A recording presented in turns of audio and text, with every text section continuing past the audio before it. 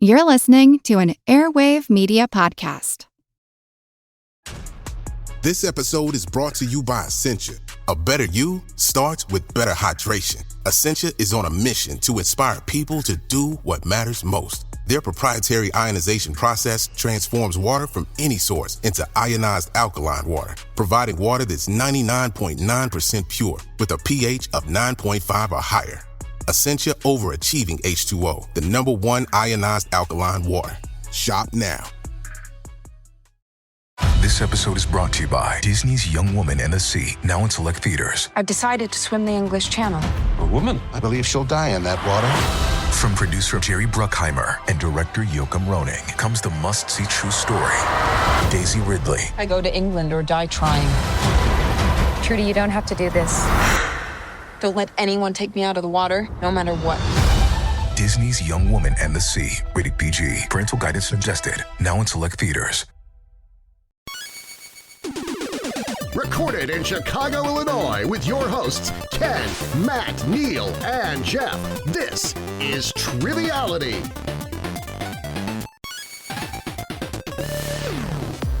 Hello and welcome to Triviality, the game where a lack of seriousness meets a little bit of knowledge. My name is Neal, and it's a little bit of an empty studio today. I'm here with Ken. How are you, Ken? You calling me empty? Inside, only inside. Okay, that's fair. Well, good morning, Neal. How you doing? Good morning to you. I'm doing well, drinking coffee out of my Trejo's coffee mug from Los Angeles. And I believe I have one of your Gilmore Girls. Is this Gilmore That is Girls? Luke's Diner. That's correct. All right, that's go for me. We are without Jeff today. Mm-hmm. So Jeff just bought a house, and he's, I guess, getting everything ready in there, so he couldn't be bothered. Couldn't be bothered today. Couldn't be bothered to show up. So I just want to sincerely apologize to our guests, but know this, he will be severely reprimanded. So don't worry. Yeah, and we're going to talk to those people from Insidious and get one of those demons to go hang out with him at his house. He'll be standing in front of the Council of Three, as I call me and you and Matt. How you doing, Matt? I'm doing good. It's funny, you're drinking from your Trejo's cup. I actually walked past the coffee shop today, and I just asked if Danny was in, and there was a man named Danny, and I'm like, oh, never mind, this joke went poorly. And then Not that one. It wasn't a gruff-looking man who was looking at you angrily? No, I'm sure he was at his taco stand, actually. He has so many different places here in Los Angeles. A bit of a mogul. I will say I was at a Trejo's Tacos with our mutual friend Phil, and Phil asked the waiter, he's like, oh, is Danny ever here? Expecting him to be like, no, it's just his name on the... He's like, yeah, he's here all the time in the kitchen hanging out, and he's really nice. I was like, oh, okay, that's cool. Doing dishes, just like helping out, running drinks. Now, we have some special guests here, and we're going to introduce them in just one second. But Ken, you and I are maybe a little tired, but we had a strange activity last night that we engaged in together. We're going to talk about that? Or about the other activity. Oh, okay. Not that one. Yeah. We got together with a couple friends and watched the Kill Bill movies back to back. And I presented a special game that I called Feats of Strength, spelled feet. And we just counted every foot shot in the Kill Bill, and all the friends had a number guess of how many total foot shots. And I believe there were 67 that I had adjudicated as intentional foot shots. Collectively, yep, in both movies. Yeah. And Neal won.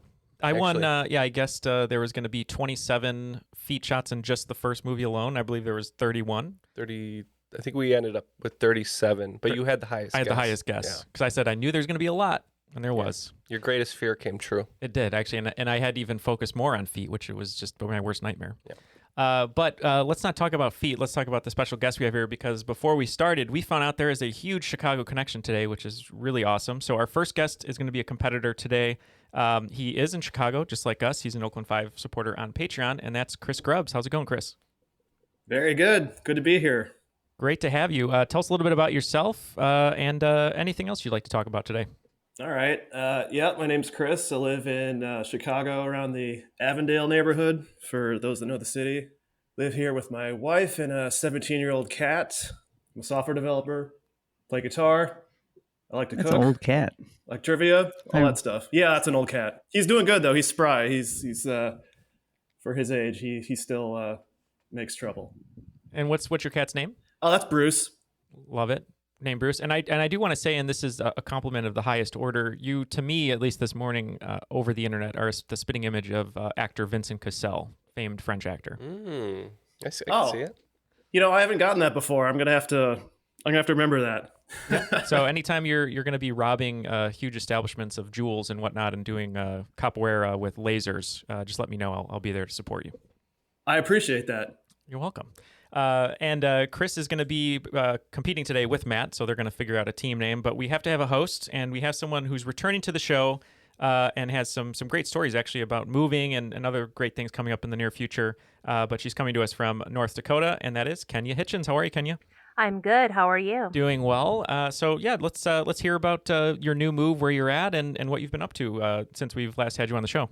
Well, when I was last on the show, I was in St. Louis, Missouri. Since then, I have moved to Grand Forks, North Dakota. I am having a wedding next year with my partner. The reason that I moved here in the first place.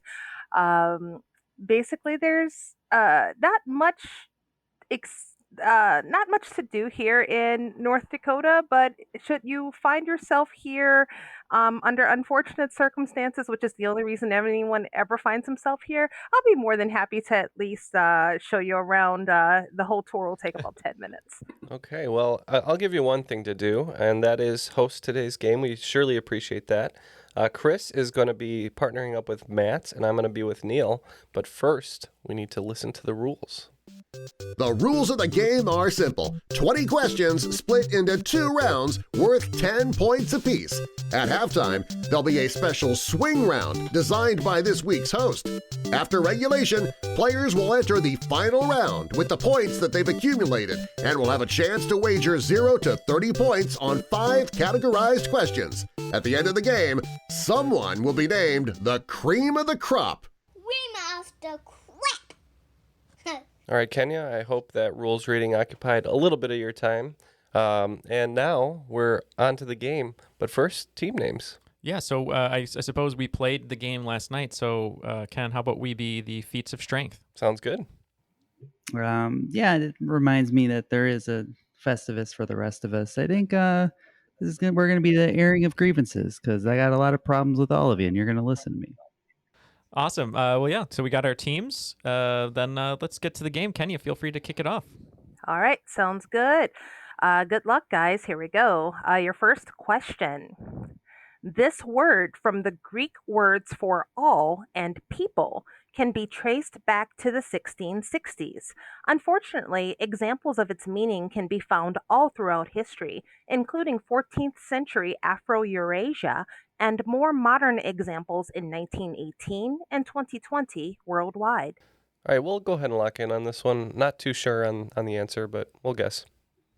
Okay, so they don't think they know, but the time frames make me think. So the 1600s, I think, would be the right around the Bubonic. Black Plague, yeah, and then you got the Spanish flu, and then COVID. So yeah, just I feel pretty good about. Sense? Yeah, because democracy has demos. I think that's the Greek word for people. So I feel like pandemic is going to be the way to go. All right, then we're going to lock in with pandemic. Duh. Wow, what a great reasoning there. I did not think about that. Yeah, we had no idea. So I was like, I know Vox Populi means voice of the people, so I said populi, populist. So we said populist. Okay. And the examples in the question did reference back to the Black Plague or the Black Death in the 1300s, as well as the Spanish flu in 1918 and COVID-19 in 2020. The word is pandemic, with pan meaning all and demic meaning people. I see. Wow, great question. All right, your second question. The Paleolithic, Mesolithic, and Neolithic are the 3 subdivisions of what prehistoric age which saw early humans use tools and begin farming and food production? All right, we'll go ahead and lock in on this one. All right, so you're locked in, and Chris, you said you had a couple of thoughts on this one. Yeah, so you hear about the Bronze Age, the Iron Age. If it's when they were using tools, makes me think it might be one of the metals. If I recall, I think the Bronze Age is before the Iron Age. I think bronze is like a more primitive material, I want to say. What's Age of Empires telling you? Yeah, well, I was thinking completely different. I was thinking somewhere if this was like the Mesozoic era, but that wouldn't make sense if it was part of it. Because this is like Triassic and Jurassic and all that stuff is something that I know that I can look up and probably learn in like a day's worth of time, but I just never do it. But I like where you're going with that. I think the Bronze Age is a good guess. So, Ken, you wrote down 1990s rhinoplastic era, but I don't think that's the right direction. I saw that. Okay. Yeah, so we wrote down Mesozoic and Cretaceous, and we're going with Mesozoic. Unfortunately, no points here. This is actually the Stone Age. That makes a lot of sense. We're overthinking today. We are. These are greatly worded questions, and we're like, well, let's go to every avenue of our brain, and it's right in front of us. Yeah, I'm in a fugue state right now. Let's get question 3, see how we do. All right. Question 3, completed in 1972. The Pyramid Center was the tallest building in San Francisco until 2018, and the tallest skyscraper west of Chicago for 2 years. Much like the Sears Tower in Chicago, this building's branded name refers to a large holding company who once had their headquarters there. What is the name of this company, founded in 1928 as a holding company for Bank of America? So I recently was watching some travel shows, one that happened to be in San Francisco, and it was very interesting. They were talking about the earthquake there and how the person that really built up the city again and made it great was an immigrant who came in there and then ended up starting Bank of America, if I remember. But I do remember a couple names after looking through San Francisco, so I'm just going to go with one of them, and we'll see if it's good. Chris, I don't know. I have literally no idea. I know that they built the Oracle around that time. I don't know if Oracle is. I think it's too new to be the answer there. Do you have any ideas? I'm wrecking my brain right now. The first thing that came down was Wells Fargo, but that's not going to be it. Because I know they've got like a West Coast basis, but like they've got like a Stagecoach something or other in their branding. I think that's how they started. It's something to do with like, I don't know. That something sounds familiar. To do with stagecoaches. Well, let's go with the Stagecoach answer and go Wells Fargo. Okay, so my reasoning on this one was the travel show, but also when I used to walk to work in the city, there was a big building with this company name on it, and I didn't know what they did. And I remember looking them up and saw that they had a huge building in San Francisco. So I'm hoping this is it. And we went with Salesforce. Okay, well, once again, unfortunately, no points awarded. Well, Wells Fargo dates all the way back to 1852, by the way. But this company is called Transamerica, and the building is known as the Transamerica Pyramid. All right, question number 4. Speaking of pyramids, name the 30-story pyramid-shaped casino on the Las Vegas Strip that has the largest atrium in the world by volume. Current house acts there include the Blue Man Group and Carrot Top. Now you're speaking our language. Yeah, finally. We'd have to pull a mind freak to get this answer correct. So we'll lock in over here. Chris, Vegas know isn't my strong suit, but I mean, I know isn't there something called the Luxor? There is a Luxor. I don't think that one. Well, I think yeah. Is that because I think it's the MGM? Is Luxor an MGM pyramid or casino? I think. I just thought of it because of Egypt, but I'm thinking about pictures of the MGM, like when there's like an aerial view of like when there's something going on there, and I think it is pyramid shaped. I think actually, I think they might be the same thing we're talking about. So, I think MGM owns the Luxor, but I think that's the answer we're looking for. So we'll go with Luxor. Yep, we went with the Luxor. And points all around. It is Luxor. Good job. On the board. All right, question number 5. According to Merriam-Webster, this word can mean to locate and hold a desired object in a detector, to come to have as a new or added characteristic, trait, or ability, or to come into possession or control of. I have a guess, and Ken reluctantly agrees. So we're going to go with our guess and lock in. I'm thinking there's acquire or inherit or develop. The detector is getting me. It feels like such a specific word choice, and I don't get it. Like a metal detector. I have no idea. You said inherit. I kind of like that, but I don't think it fits all of the definitions. I think inherit is going to be our guess here. All right. Inherit is a good guess. We mentioned one that you mentioned yourself, and we went with acquire. And unfortunately, you should have stuck with acquire. That is the correct answer. Let's go off the gut. Sometimes works. Yeah, sometimes it does. All right. After 5 questions, it looks like we're all tied up at 20. So at least we're on the board. They've been great questions so far, and now we have to see if we can create some separation. All right. Question number 6. Fortunate by Maxwell and What Would You Do by City High were 2 hits featured on the soundtrack to this 1999 buddy comedy drama film starring Eddie Murphy and Martin Lawrence in their second cinematic pairing. We can lock in over here. Oh man, I haven't thought about City High in at least 2 to 3 months.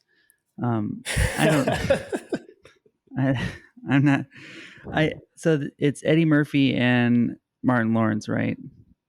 Was this Blue Streak? Does that sound familiar? I like the sound of that. That's definitely a movie that I think was a buddy movie.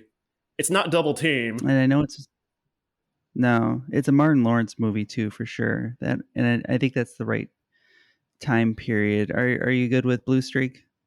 Yeah, for sure. That's good for me. Okay. Locked in. I love Blue Streak, especially Martin Lawrence making Luke Wilson go believe that. But we're gonna go with a different movie, one that I believe the soundtrack also had Destiny's Child on it, and we're gonna say Life. And one of the teams here is correct. It is in fact Life. I saw that in the theater. The once previously referenced on the podcast Life, which none of us had heard of, except for Neal. Yeah. I've never heard of it. All right. Question number 7.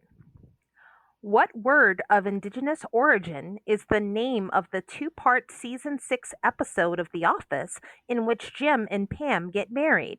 This word also titles a 1953 film noir starring Marilyn Monroe and is the first word in the name of the oldest state park in the U.S. We can lock in on this one.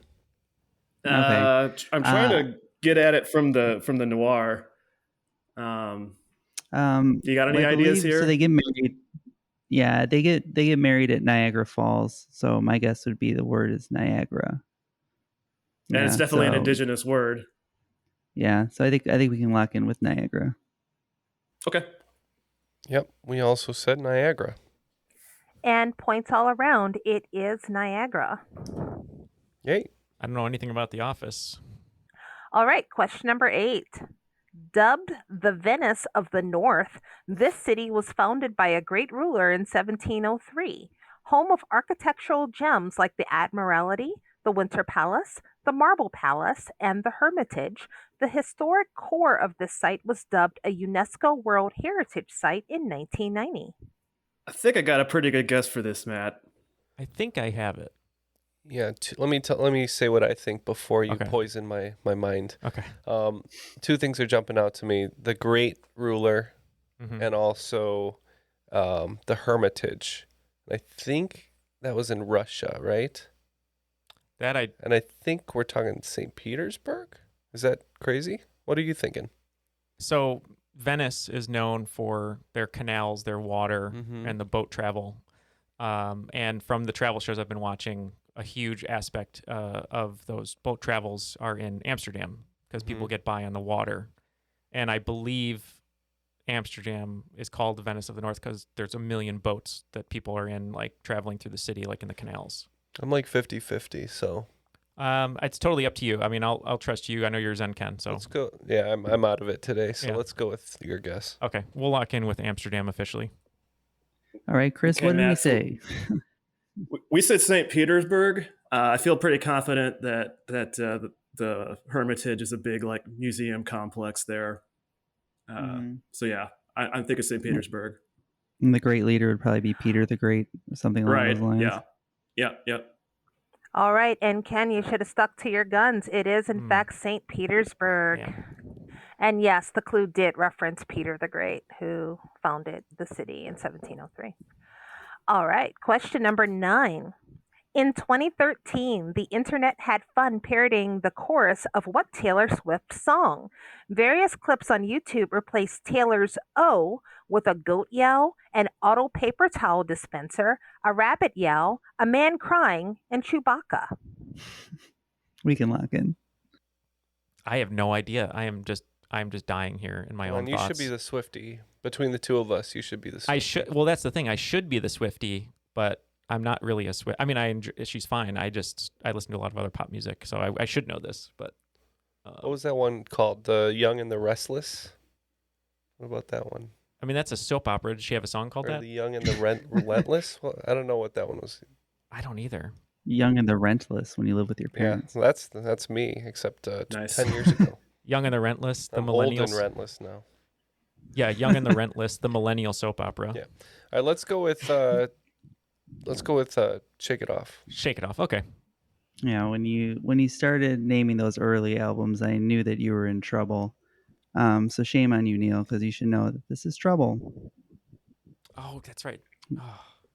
And the answer is, I knew you were trouble when you walked in. So, trouble is your correct answer. That's totally right. I'm glad you knew that, Matt, because I extremely did not. Also me. You've probably seen the meme that was like, oh, dun, dun, oh, and it was like the No. goat. Yeah, the goat scream. I actually put it in the chat if you want to look at it Oh, later. great. Yes. I will do that. We'll put the link in the Clearly, show I've- notes for sure. Okay, and then your last question of the first round. Passepartout, a word that means master key and can literally translate to go everywhere, is the surname of the faithful French valet in what well-known 1872 novel? I don't think we could have pivoted further from my wheelhouse from the Taylor Swift question. So, all right. So you guys are locked in. I have no idea. So I am going to tee it up for Chris because you had lots of ideas and some of them sounded good. Yeah, we were talking about this a little bit, and the name to me sounds French. I think they said the valet is French, and sounded like a traveling kind of thing. And so my guess with the time period in French would be Jules Verne's Around the World in 80 Days. Oh, wow. That is a very good guess. Neal did mention Jules Verne. I didn't even know he wrote that, though. If I would have known that, I think I probably would have leaned that way. But Yeah, so we thought Count of Monte Cristo, probably not because I know that book pretty well. Maybe Three Musketeers because I don't know that book as well, though I have read it in the past. So we said Three Musketeers. Well, Chris absolutely nailed it, especially the clue to go everywhere. This is the faithful valet to Phileas Fogg in Around the World in 80 Days. I keep missing all these great clues Kenya's putting in here because Because we're in a coma. We're in a coma. Yeah. Wow. Well, after that awesome first round, it looks like Team Feats of Strength has not yet stood up to play the game because we're only at 40 points, but the airing of grievances is well ahead at 60. All right. Well, speaking of around the world, I have a swing round for you where you must name these world capital cities based on the clues that I provide to you. Okay. No. So Nice. Jeff curses us with not being here, and this is just torture for us. So we are excited for this swing round, even though we're not great at geography. Ken, just wanted to mention that you can talk to Chris and Kenya on all of our socials, basically. You can go to The Crop on Facebook, and Matt is there sometimes making some fun posts, asking for people to play Pokemon Go with him. Or I believe there's a new Discord channel all dedicated to Pokemon Go. Is that right, Matt? Yeah, we got a little crazy with it, but a lot of people were into it. So add me on Pokemon Go. Let's catch some Pokemon. Awesome. So if you want to join them or just talk about the show in general, we have a Discord channel that you can get to, and we'll have that link in the show notes, or you can just join us over at The Crop or on Twitter and Instagram at Triviality Pod. All right. So once again, you are going to every question in this round relates to world capital cities. Question number 1. The 2000 Outkast song, B.O.B., intended by the group to be an analogy for lack of dedication among music artists, was instead appropriated by many as a pro-war anthem 3 years later when the U.S. invaded the nation with this capital city. Question number 2. Unlike the other Nobel Prizes, which are all awarded in Sweden, the Nobel Peace Prize is awarded from this city. This home of the Akershus Castle and Askerborg Fortress was also the home to figure skater Sonja Henie and painter Edvard Munch. Question number 3. The name of this capital city comes from the native word Nkran, Nkran, meaning ants. It was the capital of the British Gold Coast between 1877 and 1957 and will be the host city for the 2023 African Games. Question number 4. Aventine, Killian, Capitoline, Esquiline, Palatine, Quirinal, and Viminal are features that form the geographic heart of this city. Question number 5. In the Bible, Acts chapter 9 details the conversion of Saul, a persecutor of the disciples, to Paul the apostle. According to that chapter, Saul was struck blind by the Lord on the road to what ancient city, the oldest capital city in the world? Question number 6. This southern African city on the Natwane River, home to over 400,000 residents, is served by the Sir Seretse Khama International Airport. Alexander McCall's novel series, The Number One Ladies Detective Agency, was set here as well. Question number 7. Al Nahyan is the ruling family of this capital city, whose name means father of gazelle in Arabic. On the animated series Garfield and Friends, a recurring gag showed Garfield repeatedly and unsuccessfully attempting to mail fellow cat Nermal to this city. Question number 8. Let's make a deal. I tell you that this South American capital city, situated on the northeastern banks of the Rio de la Plata, has been ranked number 1 for quality of life by Mercer since 2005. And you tell me the name of the most gay-friendly city in Latin America. Question number 9. Mbabane is the administrative capital, and Lobamba is the legislative capital of what nation which, when mispronounced, sounds virtual instead of real? And question number 10. Thanks to musical artist Psy, we now know that Gangnam-gu is an upscale, modern, and stylish district where everyone wants to party. In what capital city? All right, we'll mull these over, and we will be back with our answers. All aboard! Welcome to the Friskies Express. Please keep all paws and tails inside the train. To the right, you'll see Crunch Canyon. To your left is Filet Falls. Now you're passing Party Mix Peak. Today's Delicioso tour is almost over. But don't worry, with Friskies, there's always more to explore. Check out friskies.com to explore more. The last thing you want to hear when you need your auto insurance most is, "Thank you for calling. Please listen to your list of 46 possible service options." Which is why when you choose USAA Auto Insurance, you'll get great service that is easy and reliable. 24/7 online service for claims, access to roadside assistance, and more. All at the touch of a button. Start getting the service you deserve. Get a quote today. Ability to receive a quote depends on membership eligibility. Membership eligibility and product restrictions apply and are subject to change. USAA means United Services Automobile Association and its affiliate, San Antonio, Texas. After that great swing round that brought us around the world in just a few minutes, not 80 days, we are all locked in. So let's hear those clues one more time, Kenya, and we'll give our answers. All right, question number 1 in the swing round. The 2000 Outkast song B.O.B., intended by the group to be an analogy for lack of dedication among music artists, was instead appropriated by many as a pro-war anthem 3 years later when the U.S. invaded the nation with this capital city. Okay, so this one was one of the easier ones, I think, and we said Baghdad. And yep, we also said Baghdad. Absolutely. BOB stands for Bombs Over Baghdad. You are absolutely correct. Your second question. Unlike the other Nobel Prizes, which are all awarded in Sweden, the Nobel Peace Prize is awarded from this city. This home of the Akershus Castle and Oscarborg Fortress was also home to figure skater Sonja Henie and painter Edvard Munch. We went with Zurich. We were thinking that this was Oslo. And the correct answer is Oslo. Man, I've been watching so many travel shows that I mixed them up. I watched Oslo and Zurich one after another, and that's why I'm not even lying. Oh. I don't know. Maybe too much knowledge is not a good thing.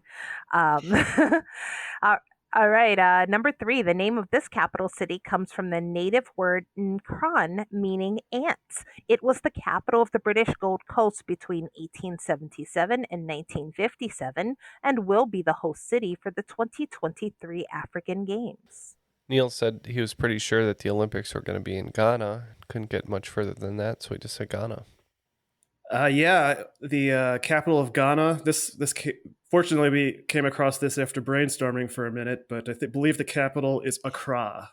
And yes, Chris nailed it. It is Accra in Ghana. So you did nail the right country, but yes, that is the capital. Question number 4. Aventine, Salian, Capitoline, Esquiline, Palatine, Quirinal, and Viminal are features that form the geographic heart of this city.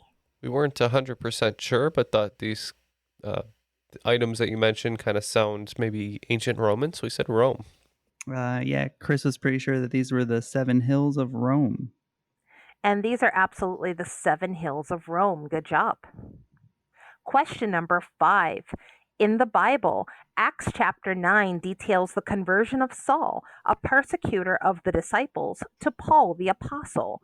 According to that chapter, Saul was struck blind by the Lord on the road to what ancient city, the oldest capital in the world? When you say oldest, it rings a bell, and we said Damascus. And yep, we also said Damascus, the road to Damascus. And points all around, it is in fact Damascus. Question number 6. This southern African city on the Natwane River, home to over 400,000 residents, is served by the Sir Seretse Khama International Airport. Alexander McCall's novel series, The Number One Ladies Detective Agency, was set here as well. So I know the book series, and I know it takes place in Botswana, but couldn't pull a capital city. So we just said Botswana. Yeah, we had a hard time with this one too. The only thing we could think of in South Africa was Johannesburg, and we think that that's not enough people for the population, but we said it anyway. All right, and Neal, you did in fact nail the country. The city is Gaborone. Oh. All right, question number 7. Al Nahyan is the ruling family of this capital city, whose name means father of gazelle in Arabic. On the animated series Garfield and Friends, a recurring gag showed Garfield repeatedly and unsuccessfully attempting to mail fellow cat Nermal to this city. When I think of a cartoon, like picking a place to like mail somebody as a joke, I would think they would pick Timbuktu. So we went with Abu Dhabi. This sticks out in my memory very strongly as there was like a crate that said Abu Dhabi on it. So that was our guess. And absolutely, Garfield was always trying to mail Nermal to Abu Dhabi. Wow. All right, question number 8. Let's make a deal. I tell you that this South American capital city, situated on the northeastern banks of the Rio de la Plata, has been ranked number 1 for quality of life by Mercer since 2005. And you tell me the name of the most gay-friendly city in Latin America. We just thought that Rio sounded right for this. So we said Rio de Janeiro. Well, we were stuck between Buenos Aires and Montevideo. But we went with, I believe it's the capital of Uruguay, and said Montevideo. So your clue in here was the beginning of the question. It says, "Let's make a deal," which was hosted for a long time by Monty Hall. And so the city that you're looking for is, in fact, the capital of Uruguay, which is Montevideo. Good job, guys. Question number 9. Mbabane is the administrative capital, and Lobamba is the legislative capital of what nation, which, when mispronounced, sounds virtual instead of real? Well, Matt gave a little chuckle when this question was read, so we kind of figured that maybe the correct pronunciation is like Eswatini, and if you say Eswatini, it sounds like you're like emailing it to somebody, so we said Eswatini. Yes, we also went with everyone's favorite bit of recent trivia and said Eswatini. And it is, in fact, Eswatini, or Eswatini if you pronounce it like it's a virtual country. And then finally, question number 10, thanks to musical artist Psy, we now know that Gangnam-gu is an upscale, modern, and stylish district where everyone wants to party in what capital city? We said Seoul. Yeah, we also said Seoul. And everyone here has got Seoul. It is, in fact, Seoul. All right. Wow. So the team of Airing of Grievances played really well in the swing round, bringing their total up to 105 to go into the second round. And Team Feats of Strength still finding their footing. We're at 65 going into the second round. Question number 1. This 8-letter word is the name of a Pet Shop Boys single that peaked at number 8 on the UK Top 10 in 1986. A chain of Mexican department stores, and a roller derby league based in Yonkers, New York. This word could also be used to describe Naperville, Illinois, but certainly not the Mag Mile in Chicago or anywhere near it. All right, so they are locked in. Chris, you had a thought on this one. Yeah, just with 8 letters in Naperville, what comes to mind is suburban. So not a lot of thunder on the other parts of the question, but seemed plausible to us, so that's what we went with, suburban. We had a very similar discussion. For some reason, in the back of my head, Pet Shop Boys, suburban, but it really just felt, fit the other clues about Naperville and Chicago. So we also said suburban. And this is actually a little bit heartbreaking for me because I did not want this to be neg bait for you guys. It is suburbia. Yeah, very close. Well, question number 2. Speaking of suburbia, a certain suburb of Chicago is named after a certain town in New York, which itself is named after a historical region in the Gelderland province of the Netherlands. What is this name, which was also the name of the capital of the Dutch East Indies before it was renamed to Jakarta in 1942? Matt, I got this one. All right, then we are locked in. Holland, is that Dutch? Yeah. There is a town here called East Holland. Yeah. And probably one in New York. Yeah. I'd venture to guess there's one in New York. I'd be okay with that. The only other thing I was thinking of is like Lions, Leon, or... Yeah. But I'm good with Holland. Okay. We'll lock in with East Holland. I guess we'll go with the Illinois version. We'll go East Holland. And for us, I don't know where I ran into this, but I'm pretty confident this is home of Fermilab Batavia. It is the home of Fermilab in Illinois. It is Batavia. Man. Good job. I think I said a real Chicago city. I hope. Let me look that up. All right. Question number 3. The statue of Zeus at Olympia and the temple of Artemis are ancient ones that are part of a defined set. Christ the Redeemer and Machu Picchu are 2 members of a new set, according to a worldwide poll conducted by a Swiss organization in the 2000s. What 2 words can be used to describe either set? One of those words should be a number.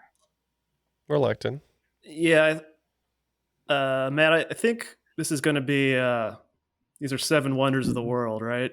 And I think one is like 7 modern wonders. And 7 ancient. It depends. Yeah, so I think 7 wonders is the 2 words. I would agree. Sounds good to me.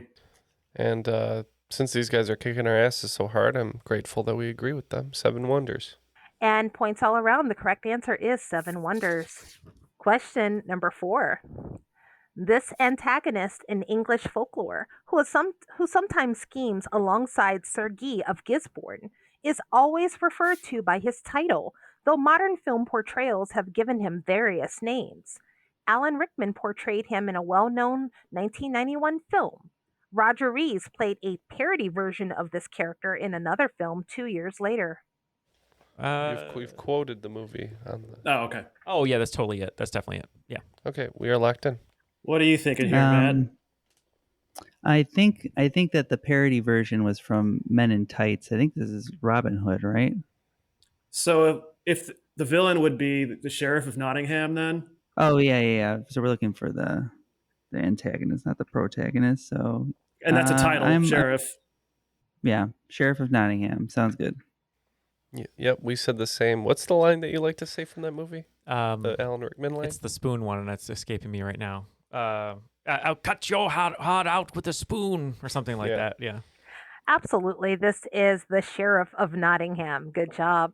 And the Roger Rees character is called the Sheriff of Rottingham. Nice.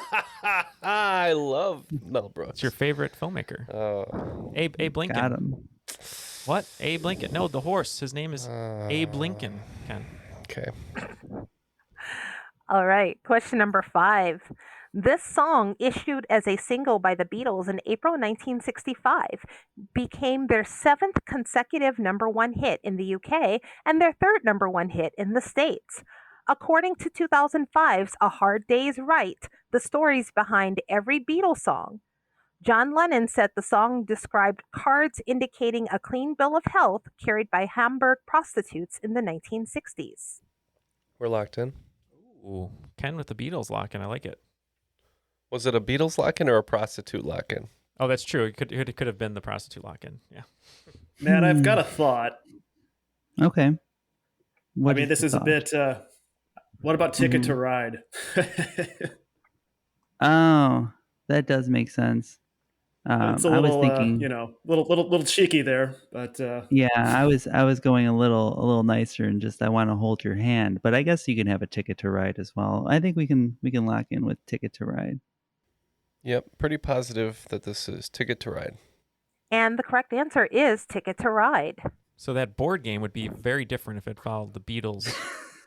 I was just thinking that. Yeah. After 5 in the second round, it looks like feats of strength are up to 95. Just haven't quite breached 100, and the airing of grievances are at 145. All right, question number 6. If you've ever successfully kept a houseplant alive, and I am not one of those people, you know it needs adequate sunlight and water, as well as carbon dioxide, to create the oxygen and energy it needs. What is this process called? Okay, you got it. I think I know what it is, but I don't want to sound like an idiot. So we'll lock in with Ken's answer.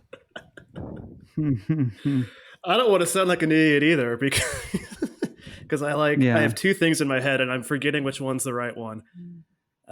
It's not just photosynthesis, right? I think that's it. I feel like this is one of those things where I have had the wrong thing in my head my entire life. But yeah, let's just go photosynthesis. Sounds good. Yeah, I don't want to overthink this one. To make their energy, it's photosynthesis. I believe the oxygen is a waste product, though. I don't think they need it. Mm-hmm. But we said photosynthesis. All right. And good job on not overthinking it. It is, in fact, photosynthesis. Oh, good. I feel so much better now. That's what I was going to say as well. So we need some points to wager in the final. So that's true. All right. Question number 7. Explorer Juan Ponce de Leon's tomb is on this island. Poet and writer Alejandro Tapia y Rivera is known as the father of this island's literature. Locals call their cuisine cochina criolla. Name this island the birthplace of actors Raul Julia, Rita Moreno, and Benicio del Toro. I got this, Matt. Good, because I don't. Okay, so Rita Moreno is going to be was in West Side Story. She's going to be in the new West Side Story. and that has a huge Puerto Rican undercurrent. So I say we go Puerto Rico. That sounds good to me. Okay, that's my line of thinking. So that's what we'll lock in with, Puerto Rico. Yep, my father-in-law is Puerto Rican, so I definitely knew this one is Puerto Rico. Absolutely. The correct answer is Puerto Rico. Good job. Question number 8. What was the 2-word name of the Cartoon Network anthology series that functioned as a showcase for international animated children's programming that aired on Sunday mornings from 1996 to 2002? Shows featured included Pingu, Old Bear and Friends, Christopher Crocodile, Miffy, Soup Opera, and Archibald the Koala. Kids, we're going to talk today about my syphilis. Don't koalas have like disease or something, right? Probably some. Okay.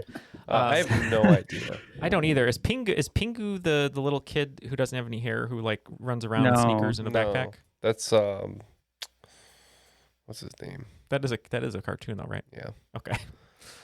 I have no idea. So do you just want to say the International Fun Time Hour? I would watch that. Yeah. Yeah.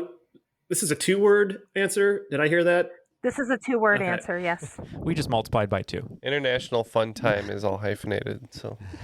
Oh, of course. Yeah. Yeah. Well, Matt, this is not my wheelhouse. International animated sounds planet. Like, international animated planet sounds good because that can mean multiple things, and if it was like education or whatever, kids wouldn't watch it. I kind of like animated planet. I was just straight off the dome. I'm sure it's not a thing, but I don't know. I got nothing. Well, if it's I got not, nothing. it should have been called that. So we're gonna say animated planet. Oh, and yeah, we'll just go International Fun Time Hour. All right.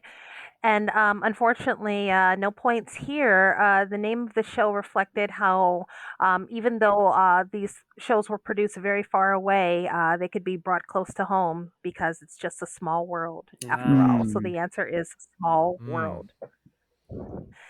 Question number 9. The MPS is a governmental agency that was established in 1829 at 4 Whitehall Place and has moved 3 times since its founding. However, this agency is generally known by a 2-word nickname that references the street that the rear entrance of the original building was located on. What is that name? I think I might have a thought here, Matt. Yeah, I wonder if we'll be on the same page. But I bet we are. I got a feeling. Okay, we're good to lock in here. Okay, so they're locked in. We were both thinking that the MPS was British or English. And then, so were we both thinking Scotland Yard? Does that sound right? For sure. Yeah. Okay. Yeah, I agree. And we're going to go in with Scotland Yard. We also agree. We went Scotland Yard. So the MPS stands for the Metropolitan Police Service, which was located on 4 Whitehall Place. Originally, and as I said in the question, it's moved several times since then. The original building had a rear entrance on a street called Great Scotland Yard. So the correct answer is Scotland Yard. Nice. Getting some points here. Yeah, I know. I'm feeling a little better about going into the final. All right, and then question number 10, your final question of the regular game.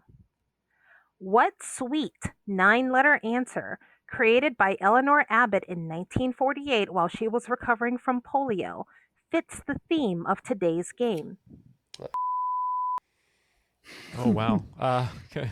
Uh-oh. Oh, I just got it. Oh, good. One of us got Yep. it. Luckily, I just that's got all it. we need. Okay, We're locked in. So they're locked in. She said, what sweet invention Eleanor Abbott while she's recovering from polio. So all I have to go off of is she's probably immobile. So she had to have created something. She could have some sort of activity. And she suddenly said that there's a theme to this game. Yeah. So what do we have here for a theme? We got suburbia. Wonders, 7 Wonders. Sheriff, Nottingham, Batavia, photosynthesis, Puerto Rico. Ticket to Ride. Oh, Puerto Rico and Ticket to Ride are board games, right? Mm-hmm. Okay. So maybe we're thinking of a board game here. 7 Wonders, yeah. Okay, board game, and then Suburbia. Luxor, Life. no, that's a I board got game. it. Oh, good. Okay, so this is helping. So we got the Game of Life, got the Luxor Pyramids, which is also, I believe, a game, some sort of pyramid game. Candyland? Sweet. Yeah. I like that. She played Yeah, that would make sense. Candyland's a pretty old game. Well, we kind of picked up on all that too. Chris, what did we say? We also said Candyland because these all struck me as board game names. So it fits the clue if it is sweet in 9 letters. All right. And so you guys have gone back and looked at all of the answers given during the game. In addition to that, if you go back and you look at the swing round and you look at the first letter of each of the answers, Baghdad, Oslo, Accra, Rome, Damascus, Gaborone, Abu Dhabi, Montevideo, Eswatini, and Seoul, it spells out board games. So your answer here, and both of you guys sussed this out correctly, is in fact Candyland. Good job. That could have been really helpful. I know. I didn't even think of that. Man.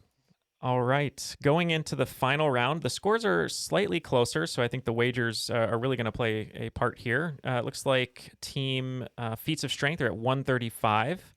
And Team Airing of Grievances are at 175. So right before we throw it to Kenya to get those categories, just want to let everyone know you can join us over at Patreon if you'd like. We have a lot of extra audio content as we talk about that you can listen to, whether it's the more trivia-based fun monthly bonuses or the crop drop where we answer literally anything that you want to ask us. And we'll talk about it in detail, perhaps a little more kooky than normal because it's after hours. So you can join us over there, and you can also get some perks like stickers and posters and boxes and other things that Judy Garland would sing well if it was a song in Wizard of Oz. So if you'd like to join all of our patrons and help support the show to continue to grow, you can go to patreon.com/Triviality Podcast. What are those categories, Kenya? Your final round categories are Monopoly, Olympic Edition, Monopoly, Musical Theater Edition, Monopoly, Sneaky Bastards Edition, Monopoly, Sanctioned Violence Edition, and Monopoly, Real Life Edition. Okay, all the wagers are now locked in. Let's get the questions. All right, your first question in Monopoly, Olympic Edition. Monopoly will license their name to almost anything, which is why there are over 300 different versions out there. In fact, they created a Centennial Olympic Games edition to celebrate which Summer Olympics, the last one to be held in the USA. Please provide the year and the location in your answer. Monopoly Musical Theater Edition. It is widely known that the Monopoly properties were named after streets in Atlantic City, New Jersey. One of those streets, St. Charles Place, no longer exists. A casino now stands at that location with what name, which is also the name of a 1927 Kern and Hammerstein musical. The part of Joe in this musical was specifically written for Paul Robeson. Question number 3, Monopoly Sneaky Bastards Edition. What British board game manufacturer, who once held the rights to publish Parker Brothers Monopoly in the UK, helped the Allied forces by publishing special editions of the game to ship to prisoners being held by the Germans? Hidden in these Monopoly sets were maps, compasses, real money, and other escape aids. I didn't check it. Question number 4, Monopoly Sanctioned Violence Edition. According to numerous websites and a very unscientific online study, Monopoly is the board game most likely to cause fights during game night. It therefore makes sense that in 2012, a special collector's edition of Monopoly was released featuring characters and themes from what classic fighting video game franchise that dates back to 1987. The player tokens include a wrist cuff and a mask, and the houses and hotels have been replaced with training rooms and dojos. And finally, question number 5, Monopoly Real Life Edition. For over 100 years, one system of companies held a vertical monopoly over telecommunication products and services in most of the US and Canada until its breakup in 1983. This system of companies was colloquially known by what familial name? All right, we'll think about these answers and we'll be right back.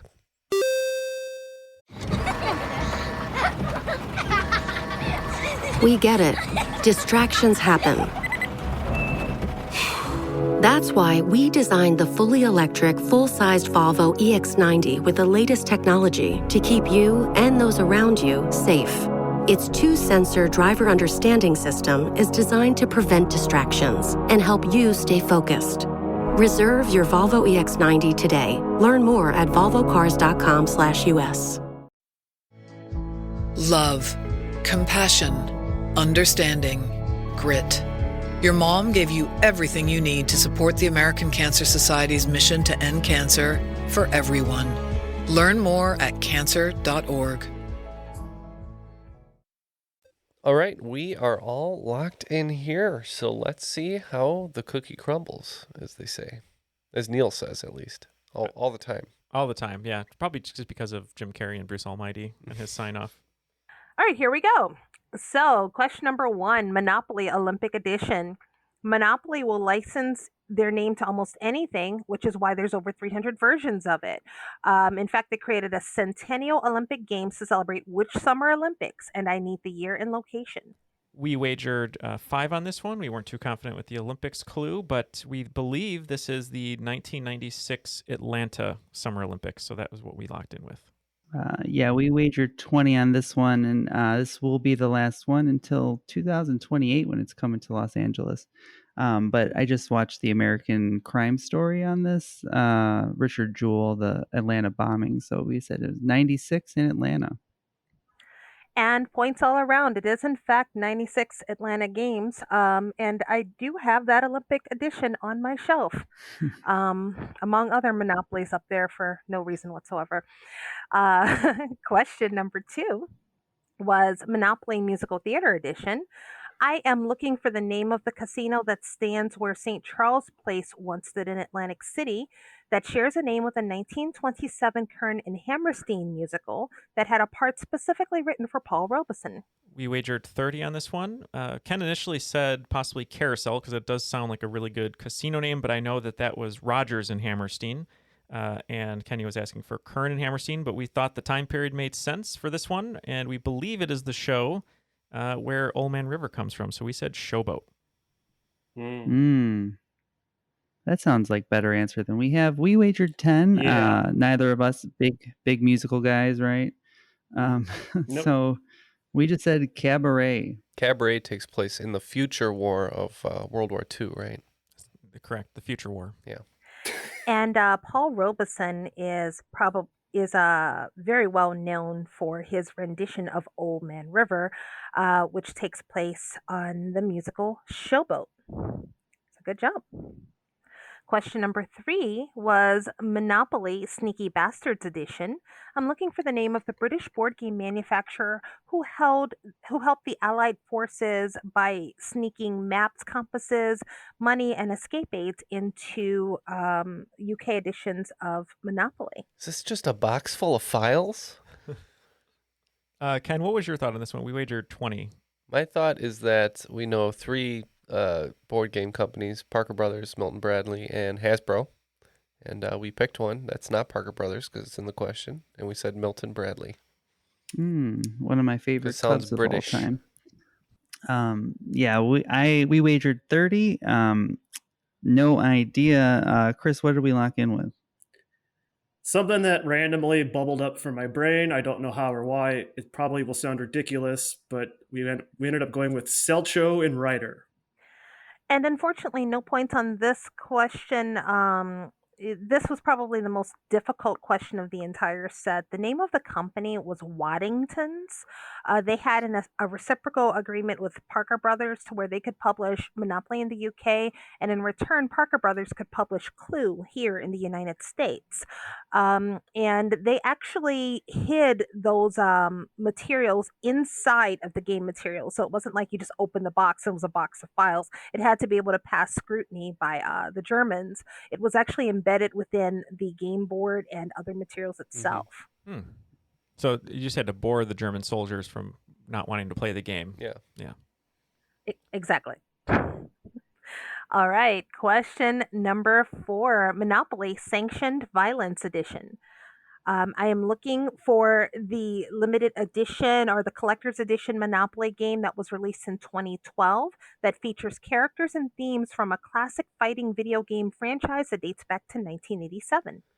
Yeah, 87 seems a little early for this franchise, but Street Fighter 1 only had 2 characters, I believe, and it was like early renditions of Ken and Ryu, but we said Street Fighter.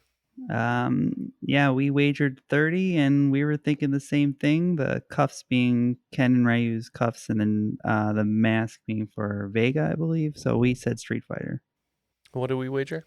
20 points. Okay, so in this particular edition, the cuffs belong to Chun-Li and the mask belongs to Vega, but it is in fact Street Fighter. All right, and then your final question, Monopoly Real Life Edition.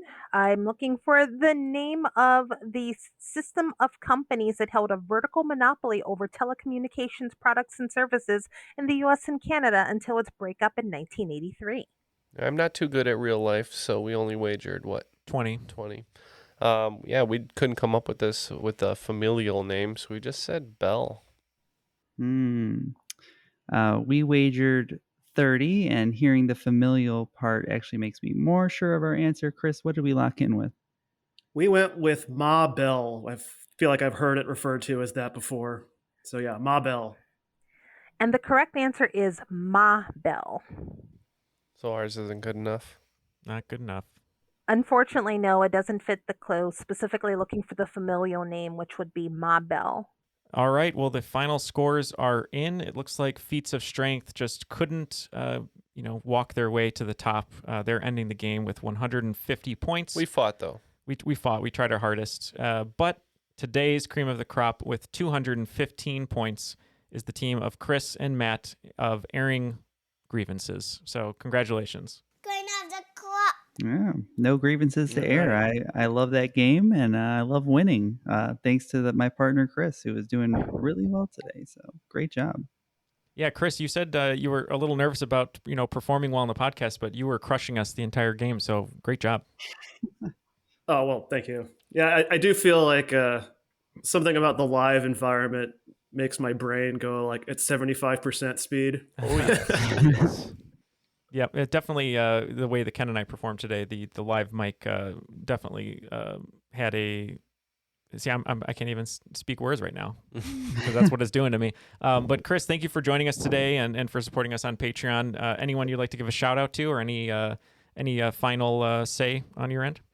I'll give a shout out to my wife Emily, also a fan of the show, and just. Contribute to things that you like, such as this podcast or anything else creative. And yeah, go see a show. Go throw some money out there. Yeah, thanks so much. And yeah, let's do a trivia sometime since you're local, okay? Hell yeah. Sounds good. Awesome. Yeah, and shout out to Emily. So thank you for listening to the show as well. And Kenya, these questions were so well written. It had a theme that we didn't even know existed until the end of the game that we should have paid attention to. And you just did a wonderful job, and it was so nice to have you back. Anybody you'd like to shout out to, or anything else you'd like to say today before we let you go? Yeah, a couple of things, and thank you for the compliments. A couple of things. The first thing is that I host a small informal trivia game on Monday nights. And you can find out more about it if you just go to facebook.com/lagniappe, which is LAGNIAPPE. That's a throwback to my hometown of New Orleans, where we use the word lagniappe to refer to something like a little something extra or a little bonus. So facebook.com/lagniappe. The timing is pretty bad because by the time people hear this, I will be on summer hiatus. But I will be coming back in September with new games. So if you want to just bookmark that, check it out, that'd be great. And that's a totally free informal game. The second thing is I want to thank my game testers. I got some very helpful feedback from two names that you guys should know well. That would be Addie Lewis and Adam Holquist. And they did test my game out for me and gave me some very helpful feedback. So thank you so much to those guys. And that's pretty much it. Just other than that, just, be good to each other and put some positivity and kindness out in the world. All right. We can definitely echo that. Yes. And thank you to everyone who playtests games for a host. We really appreciate it. We know there's a great community now of people on Crop and Discord doing that. So thank you all for raising your hand to help out and keep our games fresh. No Planeteer questions for Matt, so he's not angry.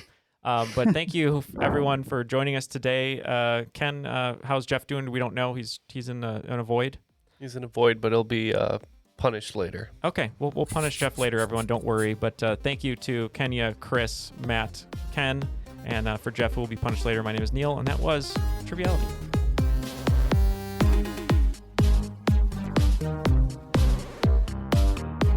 I'm just a cheerleader. No. Oh my god. I'm having a meltdown.